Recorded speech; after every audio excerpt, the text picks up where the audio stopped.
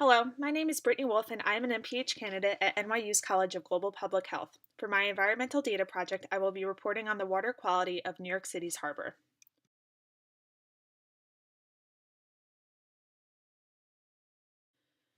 Here are the table of contents of points which I will address, specifically targeting what tests are performed to determine quality of the harbor water and what the results mean.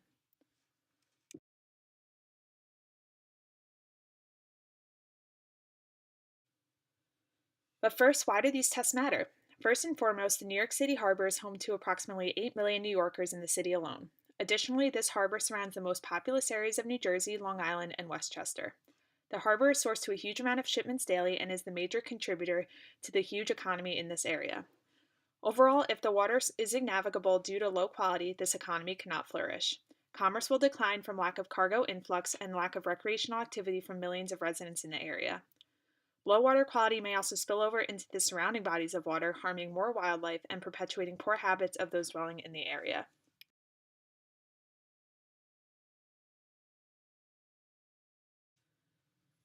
Here's a table illustrating the components that go into testing water quality, specifically for the New York City harbor area.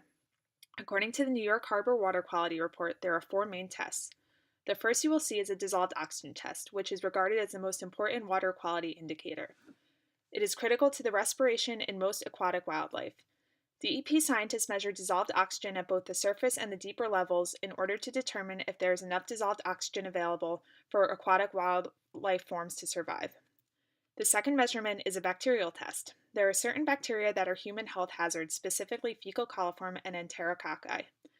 These are the most attributed to the disease-producing bacteria, and enterococci is specifically targeted because of its ability to survive in salt water, which this water source is. The third measurement is a Secchi transparency test, which estimates the clarity of water sources. Scientists determine that transparency greater than 5 feet is ideal, where anything lower than that may indicate high suspended solids on the water that may lead to light limiting conditions. Overall, this affects productivity and nutrient cycling in the ecosystem. Lastly, DEP scientists also measure chlorophyll A concentrations. Chlorophyll is a green pigment found in plants, algae, and phytoplankton and is responsible for photosynthesis in an organism. In the water source, measuring for chlorophyll A is important because it is responsible for the health of primary producers at the base of the food chain. Excess levels of chlorophyll A can indicate eutrophication and high levels of nitrogen and phosphorus in the water. This can lead to phytoplankton and algae overgrowth, leading to limited light and low dissolved oxygen, ultimately resulting in dead zones.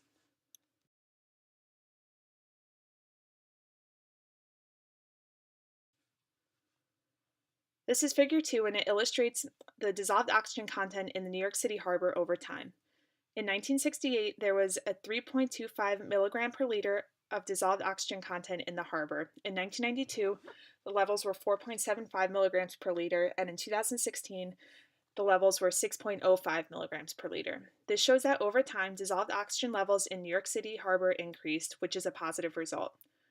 This means that there is more dissolved oxygen for aquatic wildlife to dwell in the water source.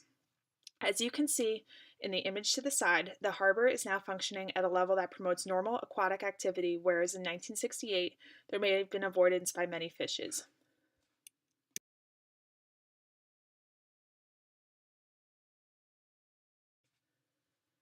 Figure 3 displays the average levels of bacteria in the New York City harbor. As previously stated, the DEP scientists measured fecal coliform and enterococci since they were more attributed to human pathogens.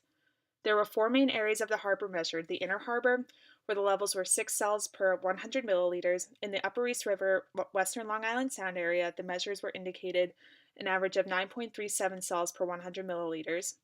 In Jamaica Bay, the levels were 12 cells per 100 milliliters.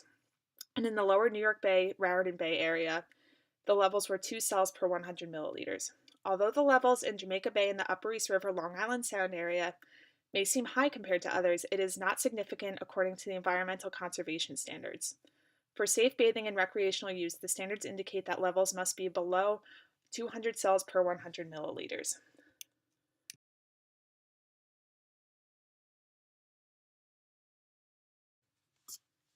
Figure 4 illustrates the Secchi transparency levels in the New York City harbor in 1986, 2000, and 2016. All four areas of the New York City harbor, the visibility levels have overall stayed relatively stable, however, have declined since earlier times in 1986. The lower New York Bay Raritan Bay area has been consistently the highest, where it has constantly been above or around the 5 feet standard as mentioned previously. In the Inner Harbor, Upper East River, Long Island Sound, and Jamaica Bay, they have all fluctuated, but have remained around the 5 foot standard, but all declining below that in 2016. Referring to the image to the bottom, these three are in the eutrophic zone of solid overgrowth.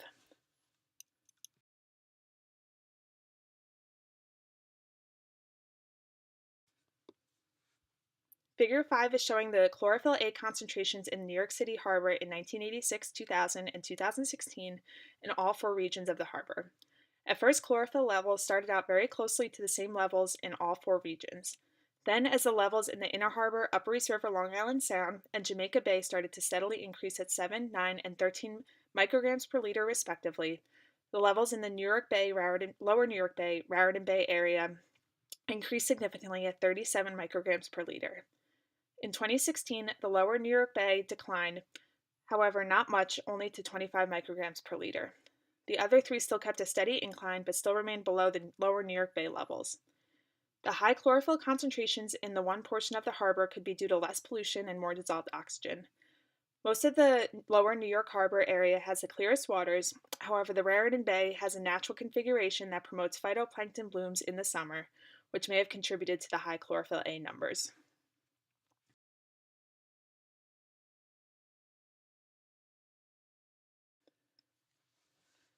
This final figure is an overview of the entire area of the New York City Harbor's water quality as of 2016. It takes into account all four regions discussed: the Inner Harbor, the Upper East River, Western Long Island Sound, Jamaica Bay, and the Lower New York Bay, Raritan Bay area, and all four tests discussed, including dissolved oxygen levels, bacteria levels, Secchi transparency, and chlorophyll A levels. Many of the levels are consistent between regions, except for the two outliers, which were higher chlorophyll A levels in Jamaica Bay and the Lower New York Bay. As said before, this could be due to the season in which it was measured, as well as configuration with the oceanic output. However, according to the 2016 New York City Harbor Water Quality Report, harbor-wide improvements have been most notable in the dissolved oxygen and bacterial levels. This is extremely encouraging because in regard to the primary survival of aquatic wildlife, as well as prevention of human disease, these are two results that are most critical to this ecosystem to be swimmable and navigable. The city's biggest investment and environmental protection strategy was to eliminate sources of nitrogen and wastewater treatment that may pose threat to the ecosystem of the harbor and may stabilize some of these test values. Overall, in the last decade, the harbor has been deemed safe to be utilized for all recreation and commerce.